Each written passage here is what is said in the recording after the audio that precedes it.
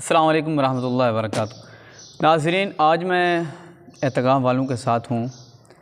देखें, एतकाफ़ वाले जो होते हैं ये अल्लाह के घर के मेहमान होते हैं, तो मैंने मुनासिब समझा कि इनको भी अपनी वीडियो में ले आऊँ और ये आपके लिए इनसे दुआ भी मैंने कराई है, अल्लाह ताला आपकी हर मुराद पूरी फरमाए। और आज का जो ये अमल बताने वाला हूँ ये मैं आज का ईद उल फ़ितर वाले दिन का अमल है।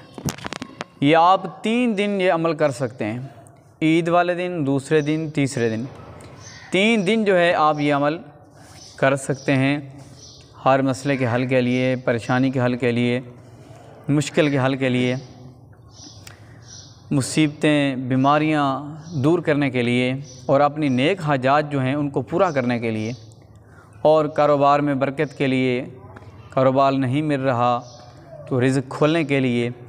इसी तरीके से जिसने भी पिछले साल जिसको भी मैंने अमल बताया था, अल्हम्दुलिल्लाह जो बेघर था अब वो अपने घर में बैठा है, जो किराए पर बैठा था अब वो उसने अपना मकान ख़रीद लिया है, जो कारोबार काम के लिए धक्के खा रहा था, लोगों की नौकरियां कर रहा था, अब उसने अल्हम्दुलिल्लाह अपना सेटअप बना लिया, अपना कारोबार बना लिया उसने।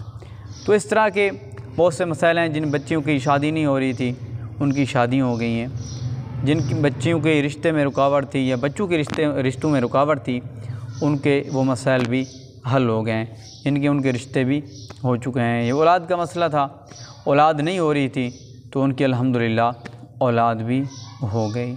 तो नाज़रीन, आज का ये अमल बताने वाला हूँ मैं। आपने करना है खुशू और खुदू के साथ, जिस मकसद के लिए भी आपने करना है, आपने सिर्फ तसव्वुर रखना है, तसव्वुर रखना है, इंशाअल्लाह ताला आपका मसला हल हो।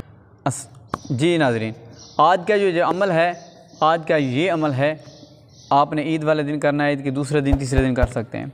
आपने करना है या हय्यू या कय्यूम, या हय्यू या कय्यूम आपने 101 मरतबा पढ़ना है, और इसके बाद आपने 101 मरतबा या मालिकुल कुद्दूस पढ़ना है। या हय्यू या कय्यूम या मालिकुल कुद्दूस, ये भी आपने 101 मरतबा पढ़ना है, और यह हय्यू या कय्यूम भी 101 मरतबा। ये तीनों लफ्ज़ जो हैं पाक नाम आपने ये पढ़ने हैं इस तरीके से। अवल आखिर आपने 3-3 मरतबा दुरूद शरीफ पढ़ना है। आपको जिस वक्त टाइम मिले आप पढ़ सकते हैं, फज्र, ज़ुहर, असर, मगरिब, इशा। और याद रहे कि यह अमल आपने सिर्फ नमाज के बाद ही करना है, कोई भी नमाज हो। अगर आप ईद उल फ़ितर की नमाज के बाद फ़ौरी कर लेते हैं ना, तो फिर आप अंदाज़ा ही नहीं कर सकते कि आपका मसले कैसे सेकंडों में हल होंगे।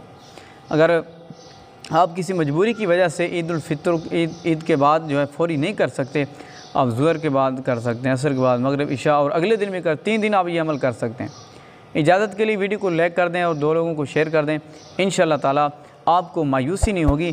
आप ये अमल करेंगे तो अगले साल इंशाअल्लाह दोबारा मुझसे पूछेंगे किसी और के लिए, अपने के लिए नहीं। अपना तो आपका मसला हल हो जाएगा इस अमल से, किसी और के लिए आप पूछेंगे इंशाअल्लाह।